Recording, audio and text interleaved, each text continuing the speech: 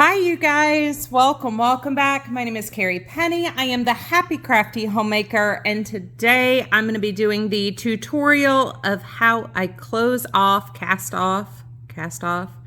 the tubes that I use to make my Addy blanket. So this is a double-sided blanket. I've got it folded specifically to this edge so you can see where the bind off is on the tube here. This was knit on my Addy King. Our sample today will be knit on the 22 pin Addy. It's the Addy Express and the Addy Express King. So I will be using a piece done on the Addy Express Standard for the purpose of this tutorial. Do not worry that this green is really dark because we're not going to be working on this side. We will be working on this side. So I wanted really high contrast here on the inside edge. When we join our pieces together, I will come up with something else. So this is part one of a 3-part tutorial series. I'm not sure in what time frame the 3 pieces will be uploaded. My goal is to have everything filmed here within the next 3 days though. So hopefully today is March 20-something, 2023. So I'm hoping by the end of the month, we'll have all of the pieces uploaded. If you have any questions, leave them in the description box down below. This is worked with worsted weight yarn. You will need tubes knit on your knitting machine, whether it be the Centro, the Addy, Addy King, it doesn't matter. But you will want to use waste yarn to cast on and cast off.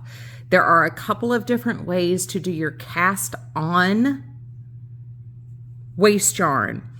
If you do not use waste yarn very frequently, I would recommend doing the 2-strand approach. There are a number of tutorials out on YouTube for it. As I have balls of waste yarn that I've been using for projects. That's why this is so big, because normally I use it on my Addy King, not my Addy Express. I just used a single piece. So I will have to do the more fidgety, this is my cast on edge, more fidgety pulling this out to be able to unravel it. But there is a method where you use your waste yarn, do your final waste yarn row with a second waste yarn, and then you can just pull from the second waste yarn and it detaches your first one and it leaves you with the live stitches down here. I don't mess with that because I don't find the fidgety way that bad. You will need a size I crochet hook, or I'm using an I crochet hook as this is worsted weight, and I do want to maintain the worsted weight tension. I also find that this is the best size for joining my tubes together. In that case, your size doesn't matter, but this is just the perfect size for worsted weight to grab your loops and pull them through to get this braided slip stitch join that we have between here. That will be our second tutorial, and tutorial number 3 will be setting up the border once you have your blocks joined together, or your tubes joined together. Okay, so I'm gonna pause this real quick. I'm gonna take a sip of my coffee, which is sitting here, and lubricate my throat before we get rolling in on the tutorial for how to cast off your tube, bind off your tube to give you the edge I used to do my border.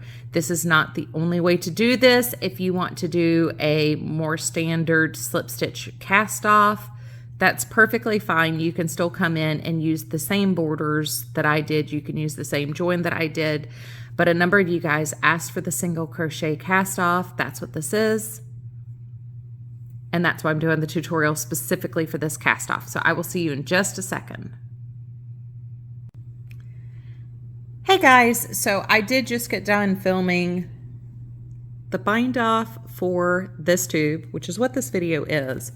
And in between the intro and showing you how to do the bind off, I did want to tell you how to set up your tube to more effectively do this. I realized I didn't cover that earlier, and maybe I could have refilmed some things, but I figured this was quicker and easier, even though it's not as seamless and professional.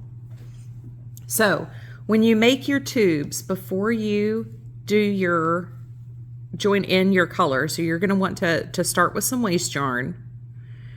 Before you join in your color, wrap it around your machine 3 times, butterfly it, and then start knitting with your color. You're going to need this extra length to do the single crochet bind off. If you forget to do this step, it's perfectly fine. When you come in to do the single crochet bind off, just add in new yarn and you can weave in the ends. It's perfectly fine. There's no need to frog back or anything else, as this is a crocheted bind off. You're going to have a nice little neat area to be able to weave that end in and really secure it to your piece.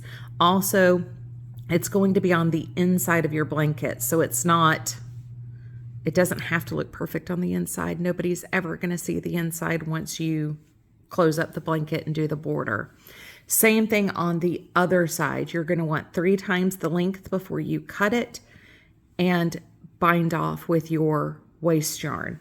But that waste yarn is going to be critical. You don't need 20 rows of waste yarn like I have here.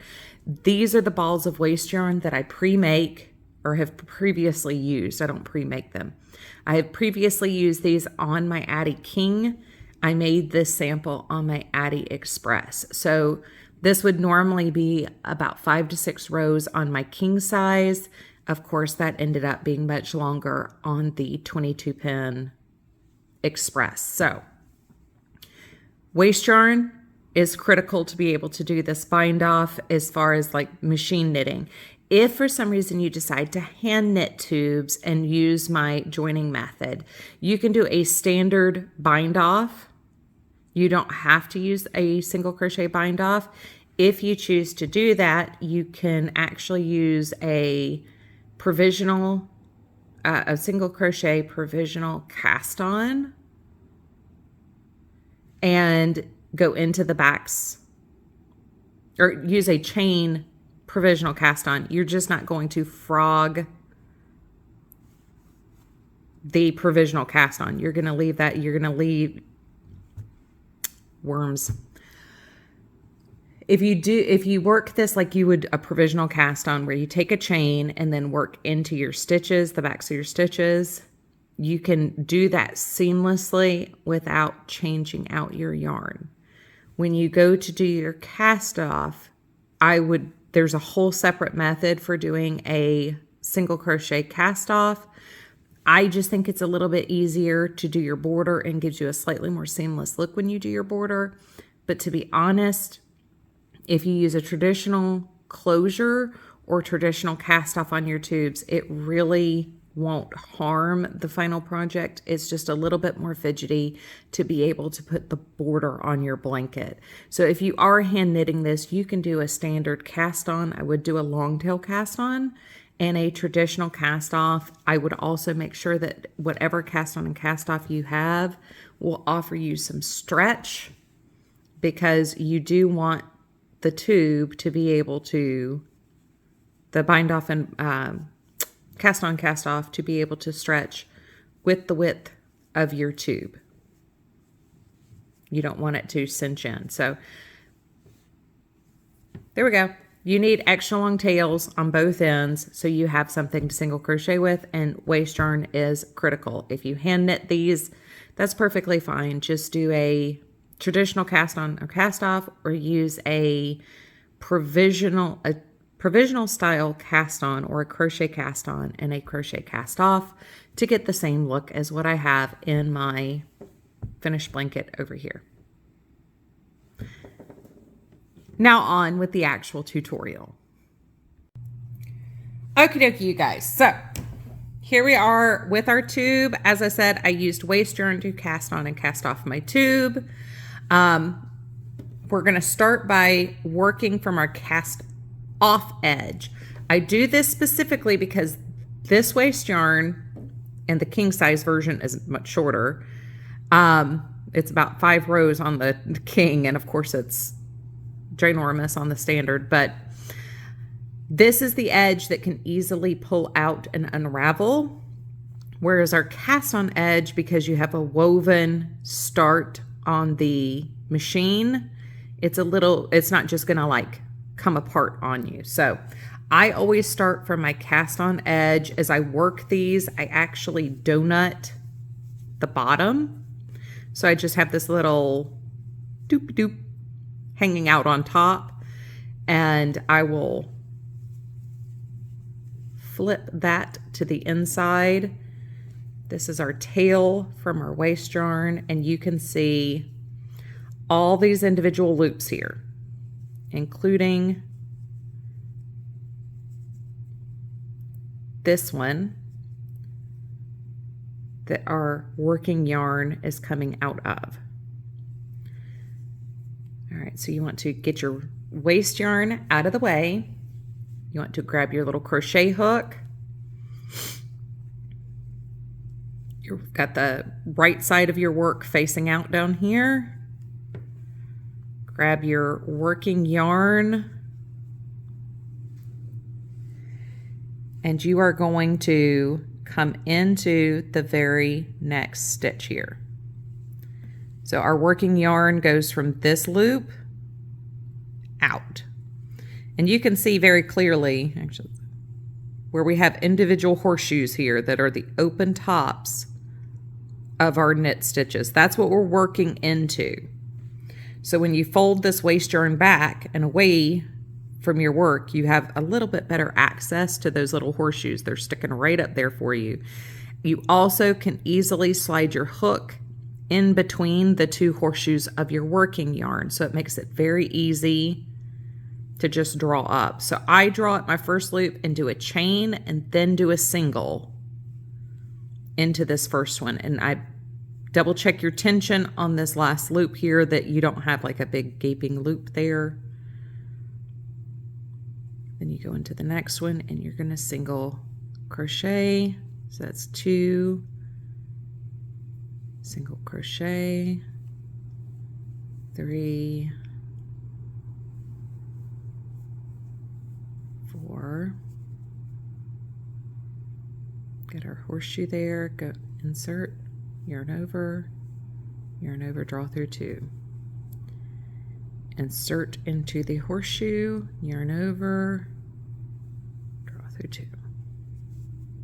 I mean, you've got your 2 bumps of your waist yarn and then your bump of your working yarn. And you're just gonna scoop up and single crochet that bump. The hardest part of this isn't doing the single crochet or finding your stitches. It's remembering to check the tension on that very first stitch that your working yarn is coming out of, and remembering to make sure you slip stitch this closed. Or at least for me, those are the 2 hardest things. Look through the valley and pick up the horseshoe. I mean, this is a very, if you are already by Stitchable, where you already hand knit and crochet, this is a very familiar technique to a lot of people for doing different joins already, or trying to finish the edge of some knitted projects. If you've steeked anything and put a crochet edge onto it, this is very similar to that. If you crochet, this is a little bit different, where you're looking for, you're having to identify the pieces of a knit stitch and knowing where to crochet into it, but you're just doing a single crochet around each open stitch. So when you take the waist yarn out, your piece does not unravel.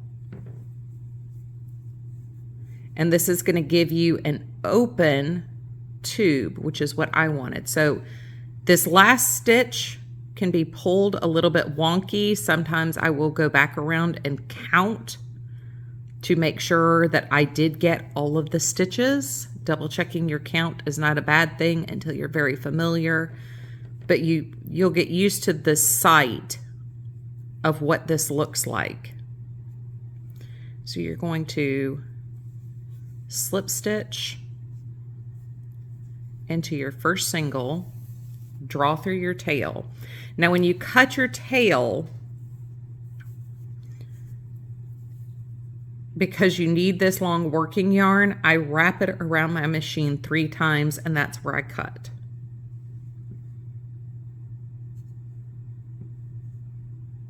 But there we go, that is a closed off tube. And then from here, I will actually take this and stuff it on the inside to reduce tangling. I do like to leave that tail long until I am joining my pieces together. And here we are, we just unravel our waste yarn. Wee. Whoa. Whoa. Believe it or not, that is what I sit here and do in my head when I do this, not filming it. Because basically I'm a 12-year-old trapped in an adult's body. Now, at this point, as you're pulling out this last round of loops, if you are nervous you missed anything, go very slowly, very, very slowly, and make sure you have captured every single one of those loops. That way you can capture it on a hook or a stitch marker, and you can actually sew that stitch shut if you need to.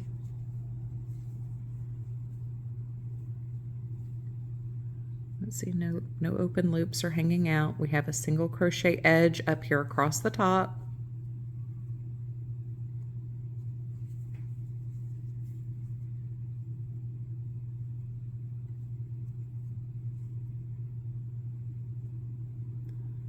And then pull the last one out here. Oops, pulled it the wrong way. There are lots of yarn ends hanging out here. All right. So there's our first cast off edge. And what we'll do is we'll come down here to our cast on. Flip our waste yarn so the edge is exposed on the inside. Find our working yarn here. Now you can see those 2 loops very distinctly. This is where our working yarn is. We're going to go into this bar here. And this is our final stitch there. So we're going to unbutterfly the working yarn, which once again is the circumference of my machine times 3. I just wrap it around my machine, butterfly it, put it under the hooks.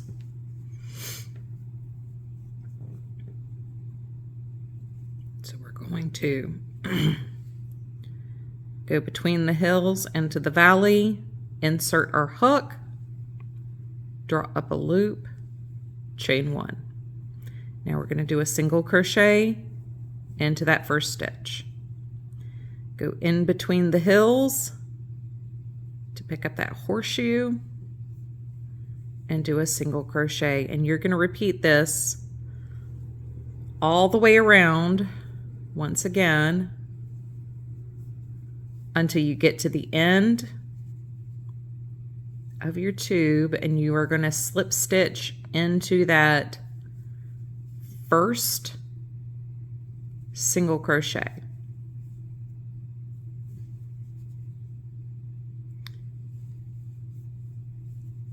I do really like to keep those long tails up until joining or after I have joined. It helps me if I need to tack something or sew something into place. If I do something that ends up getting a little off center, I do prefer to keep those until the blanket is joined, the strips are joined. There have been a couple of different times where having that long tail has definitely come in handy.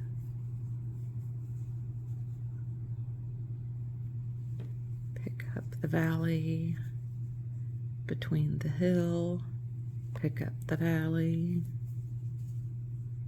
Pick up the valley. And this gets to be a very quick process. You get very used to it. So here we are at our first stitch that our working yarn came off of. You can see where that's going into the stitch we've already stitched here. There's a little hole there. So we're going to slip stitch into the first and then draw through our tail and tighten that down. So you can pick your waist yarn off from the bottom. If you're not familiar with using a waist yarn, or you can unweave it from the top. I don't find this to be a particularly difficult method, getting that first row out.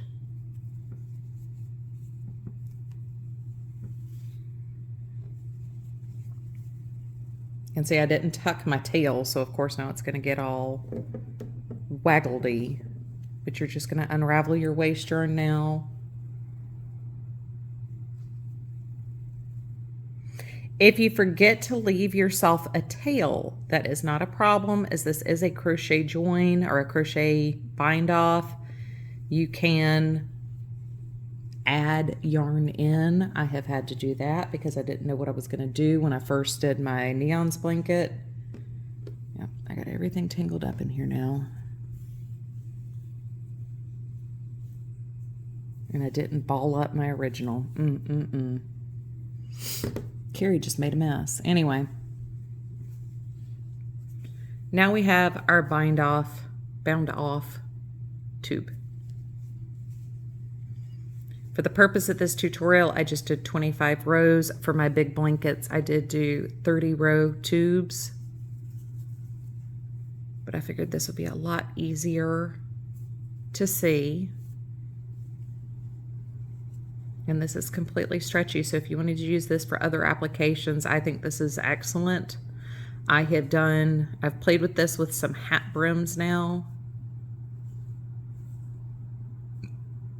But that's a fairly simple bind off. The reason why I did this for the blanket though is to make joining the ends and having a nice clean crochet border possible, because now I already have a crochet edge that I'm crocheting into. So that is how you do the single crochet bind off on a knitted tube off your knitting machine. If you have any questions, leave them in the description box down below, or you can shoot me a personal message on Instagram, or you can shoot me an email and I will try to get back to you as quickly as possible. But that's a very quick, easy, simple way to do this.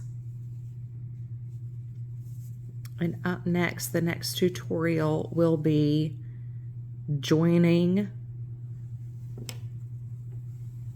your tubes together, where we get this beautiful braided join here. So I hope you guys are having a wonderful, fantastic day. As always, I love you guys, and I will see you real soon. Bye.